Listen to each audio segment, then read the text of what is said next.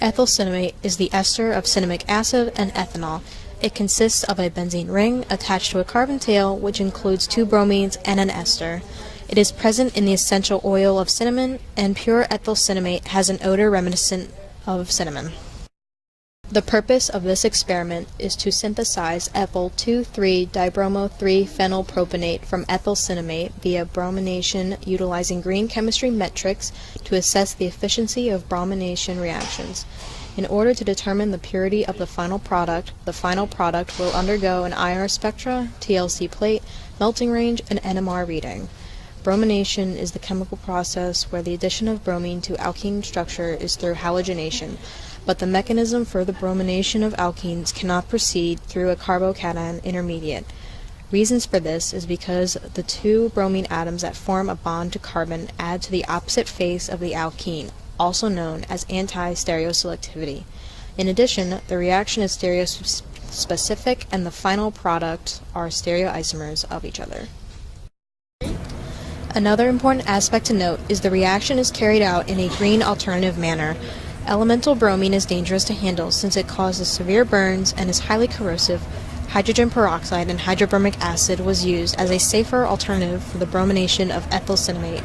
By applying ethanol as the solvent, this will generate bromine through the reaction of hydrobromic acid and hydrogen peroxide.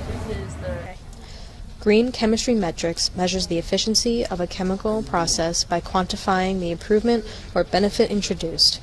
Greener reagents will help to improve the existing methodology of the experiment and lead to a safer experimental process.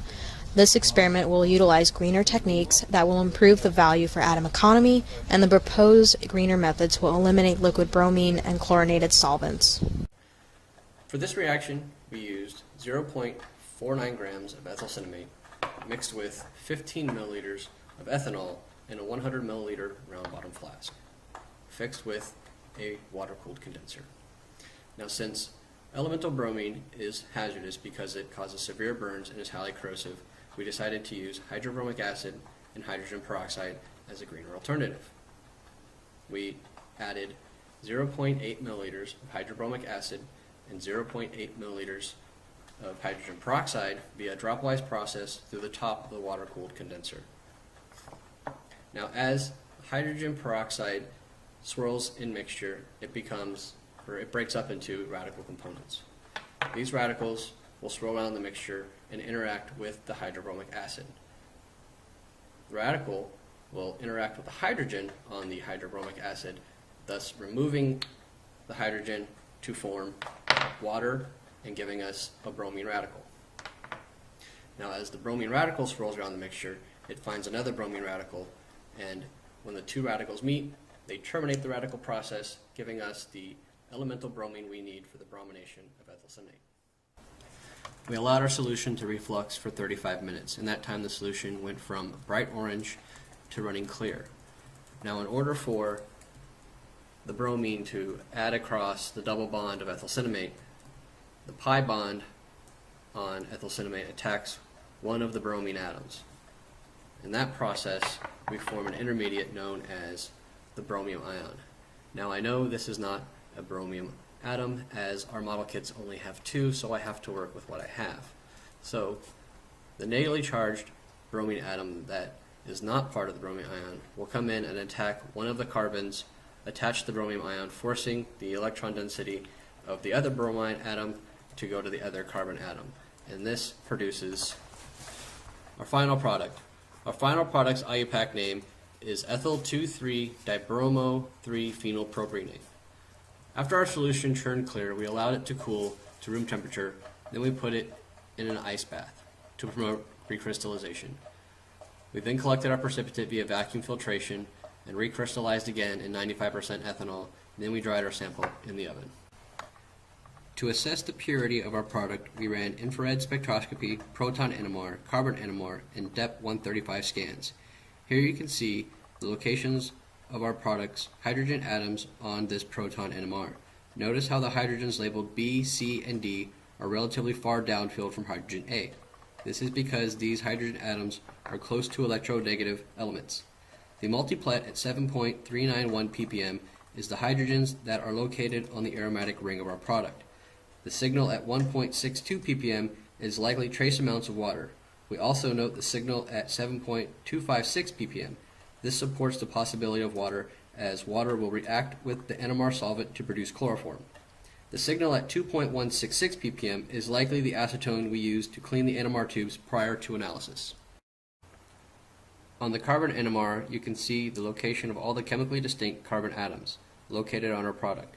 Of note, the signal at 167.947 ppm represents the carbon that is part of the ester functional group, which is part of our starting product and our desired product. We also note the signals between 128.156 ppm and 137.726 ppm, as these represent the carbons of the aromatic ring that is also part of our starting material and our desired product. The signals at 50.801 ppm and 47.130 ppm are the carbon atoms that are attached to the electronegative bromine atoms.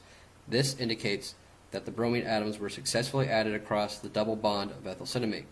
The signals at 31.068 ppm and 207.203 ppm reinforce the possibility that acetone remained in our NMR tubes after cleaning. On the carbon DEP 135, we note the signal at 62.780 ppm.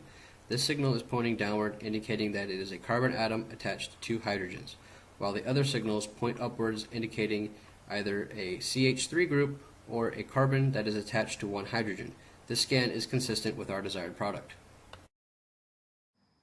Since our reaction successfully resulted in the formation of a white, slightly shiny crystalline solid, which, as shown here, was left in the top of the funnel after vacuum filtration, we were able to run an infrared spectroscopy analysis.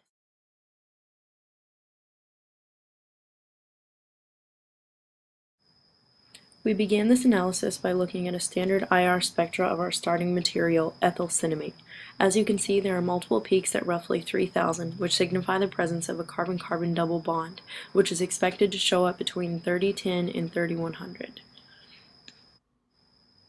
Also, there are two sharp peaks between 1600 and 1700, the first and deepest of which, occurring between 1730 and 1700, signifies the double bond to oxygen within the carboxylic acid portion of the starting material. The shallower of the two peaks, at 1650, signifies the presence of a carbon-carbon double bond of an alkene. The multiple short peaks around 1600 and 1475 signify the presence of an aromatic ring and the double bonds included within. The ester portion of the starting molecule is shown by the multiple peaks between 1320 and 1210. When comparing the IR spectra obtained from our solid product to the standard IR of the starting cinnamate, there are a few specific clues to look out for. First off, the presence of the multiple peaks around 2919 is a good sign. These signify a carbon to hydrogen stretch of an alkane, which is present in the intended product. The small peaks around 2360 cannot be attributed to anything specific, but could be based off of the presence of solvent or impurities from the surroundings. The small peaks occurring at 1696, 1605, and 1469 are also good signs because they signify the double bond to oxygen carbonyl group and the presence of an aromatic group respectively. The peak at 1236 signifies an ester, or a carbon to oxygen single bond, which is expected. The sharp peak at 902 is a good sign because this signifies a carbon to hydrogen stretch, which would be expected after the addition of bromine. The other most important difference is the presence of bromine attachments, which are signified by the multiple peaks between 650 and 510.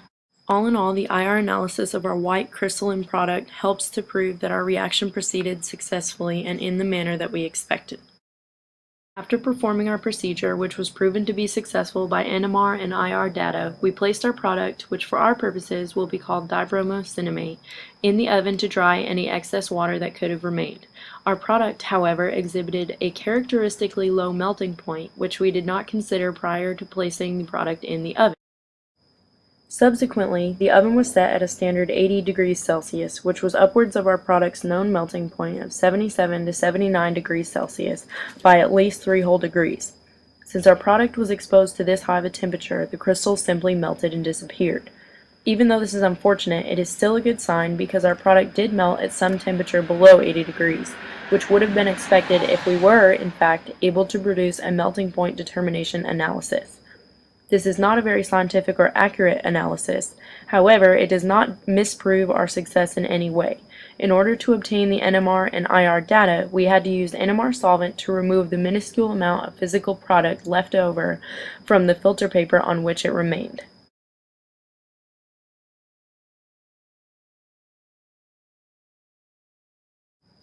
Our recrystallization portion was produced successfully, and our reaction yielded a visibly adequate amount of product, being shown as the shiny white crystalline solid in the top of the funnel.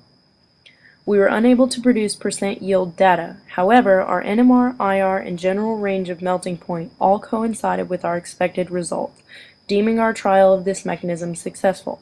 If we were given the chance to redo this procedure, our results might be as nice as this chemist's. Into our cake pan. Ooh, this will be yummy. Now I'm going to take our cake and pop it in the oven for some heat. Set it in the oven for about 1 hour. It's done. Oh, what a lovely chemical reaction. It's perfect, just perfect.